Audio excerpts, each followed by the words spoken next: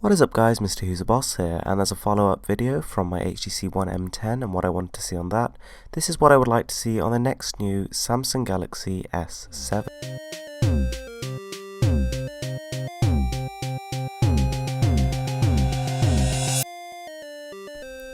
So Samsung made its name in the smartphone market with this phone, the Samsung Galaxy S. So released at the time of the iPhone 4, this one really started to turn heads. It was the first worthy Android competitor, and it was the first shot where people really started to realise that Android wasn't something to be laughed at. Although there were some performance issues, and clearly this wasn't quite as developed as the iOS ecosystem, it was still a solid effort. Since then, Samsung have gone from strength to strength, creating newer, better, faster flagship devices and capturing more and more of the market share each year. There's now a ridiculous amount of hype for almost every single one of Samsung's upcoming devices, and with it comes a pressure to perform. So this is what I think should happen in the next new Samsung Galaxy S7. To be honest, I don't really have a problem with TouchWiz, but the one thing that really bugs me about it is just how it doesn't feel as fast and fluid as stock Android. So in this sense, we do need a specification bump, whether it be faster processor, more RAM, or just a faster flash storage, something to actually make sure that this feels just as responsive as its stock competitors.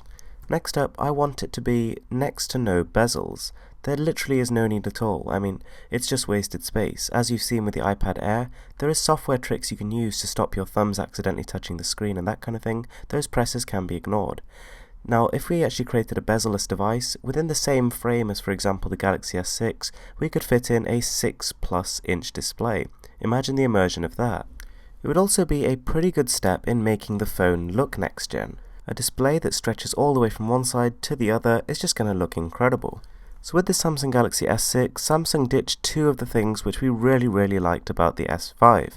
Number one is micro SD card support. You have to bring that back. That's absolutely vital. It allows people who don't want to splash out another £200 for the more expensive storage model to still get an adequate amount of space.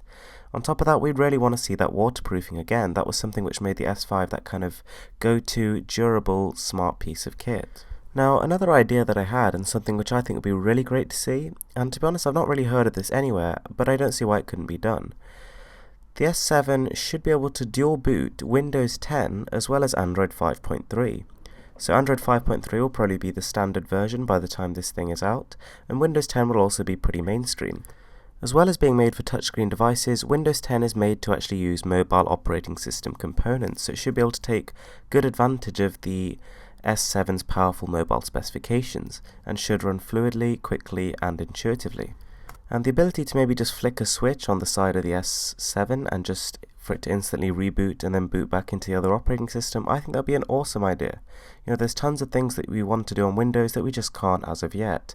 And Android, being a sort of more developed mobile system, is obviously going to be more user-friendly, so people who aren't exactly used to the whole Windows thing can just stick to Android. I really want Samsung to keep that metal trim they've got on the side of the device. Now that they've actually gone to metal, and they've got really good reactions because of it, I doubt they'll actually go back to plastic, but nonetheless, this really should stay. Having said that though, the back is fine to be a plastic. I think actually a gripped matte finish plastic on the back of the device is the most acceptable form of sort of protection. Firstly, it'd be cheap to replace, secondly, it'd be lightweight, and thirdly, it would still feel nice and it wouldn't slip out your hand. I think it's very practical.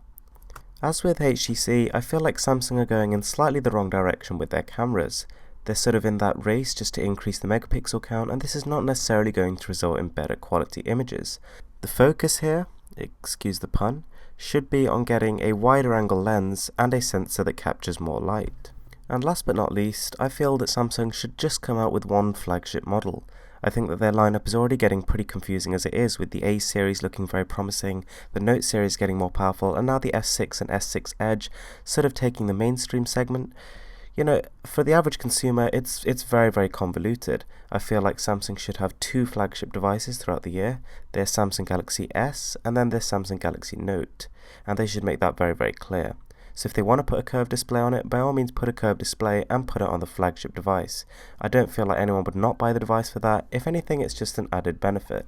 Anyway guys, that's it from me. I'm seriously excited for the Samsung Galaxy S7 and would love to know your opinions. What features would you like to see on this new device?